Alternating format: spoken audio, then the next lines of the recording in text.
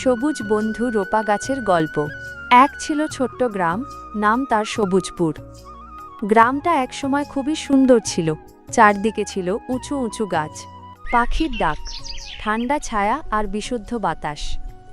গ্রামের মাঝখানে ছিল একটি বড় মাঠ, আর সেই মাঠের এক কোণে দাঁড়িয়ে ছিল একটি বিশাল বটগাছ।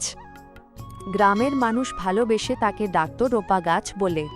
গ্রামের শিশুরা প্রতিদিন স্কুল থেকে ফিরে এই গাছের নিচে খেলত। কেউ লুকোচুরি খেলত, কেউ গাছের ছায়ায় বসে গল্প করত, আবার কেউ কেউ গাছের শিকড়ে বসে বই পড়ত। গরমকালে রোপা গাছের ছায়া সবাইকে আরাম দিত, আর বর্ষাকালে তার পাতাগুলো বৃষ্টির ফোঁটা আটকে রাখত। গ্রামের এক শিশু ছিল, নাম তার মিঠু। সে খুব কৌতূহলী কিন্তু একটু অলসও ছিল। মিঠু পড়াশোনায় মন দিত না, আর প্রকৃতির প্রতিও তার খুব একটা আগ্রহ ছিল না।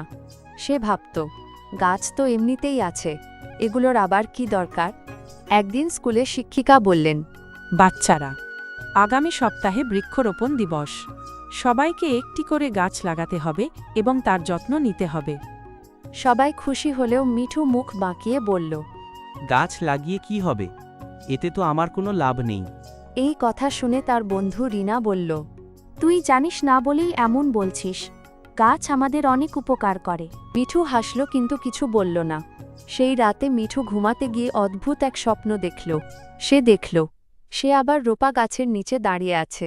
হঠাৎ গাছটা নড়ে উঠল এবং গম্ভীর কণ্ঠে বলল, মিঠু, তুমি কি জানো আমি তোমাদের জন্য কি কি করি? না, তুমি তো শুধু একটা গাছ। রোপা গাছ মৃদু হেসে বলল, আমি শুধু গাছ নই, আমি তোমাদের বন্ধু। আমি তোমাদের শ্বাস নেওয়ার জন্য অক্সিজেন দিই, আমি বাতাস পরিষ্কার করি, আমার ছায়ায় তোমরা বিশ্রাম নাও, আমার ডালপালায় পাখিরা বাসা বাঁধে। হঠাৎ চারপাশের দৃশ্য বদলে গেল। মিঠু দেখল, সব গাছ কেটে ফেলা হয়েছে।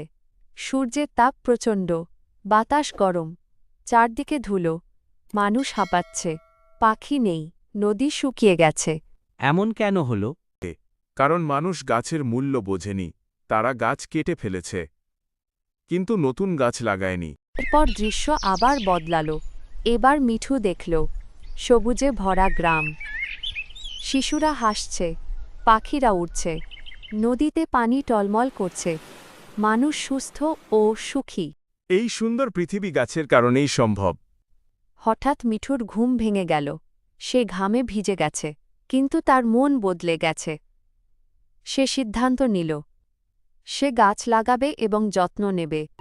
পরের দিন সকালে সে বাবার কাছে গিয়ে বলল, বাবা, আমরা কি একটা গাছ লাগাতে পারি? বাবা অবাক হয়ে বললেন, অবশ্যই পারি, তুমি তো আগে কখনো এমন বলনি। মিঠু হাসল। তারা দুজনে মিলে একটি আমগাছের চারা লাগাল। মিঠু প্রতিদিন পানি দিত, আগাছা পরিষ্কার করত। সে তার বন্ধুদেরও গাছ লাগাতে উৎসাহ দিল। কিছুদিন পর গ্রামের সবাই মিলে বৃক্ষরোপণ শুরু করল। রাস্তার পাশে, স্কুলের আঙিনায়, মাঠের ধারে সব জায়গায় গাছ লাগানো হলো। গ্রাম আবার আগের মতো সবুজ হয়ে উঠল। একদিন স্কুলে শিক্ষিকা বললেন, মিঠু, তুমি আজ প্রকৃতির একজন সত্যিকারের বন্ধু। মিঠু লজ্জা পেয়ে বলল, আমি শুধু বুঝেছি, গাছ বাঁচলে আমরা বাঁচি। রোপা গাছ আজও দাঁড়িয়ে আছে সবুজপুরের মাঠের কোণে। সে ছায়া দেয়, বাতাস শুদ্ধ করে, শিশুদের হাসি দেখে আনন্দ পায়। বন্ধুরা, আজকের গল্পটা যদি ভালো লেগে থাকে তাহলে এখনই আমাদের চ্যানেলটা সাবস্ক্রাইব করুন, আর নতুন নতুন নৈতিক গল্প পেতে বেল আইকনটি অন করে রাখেন, আর ভিডিওটাতে একটা লাইক দিতে ভুলবেন না।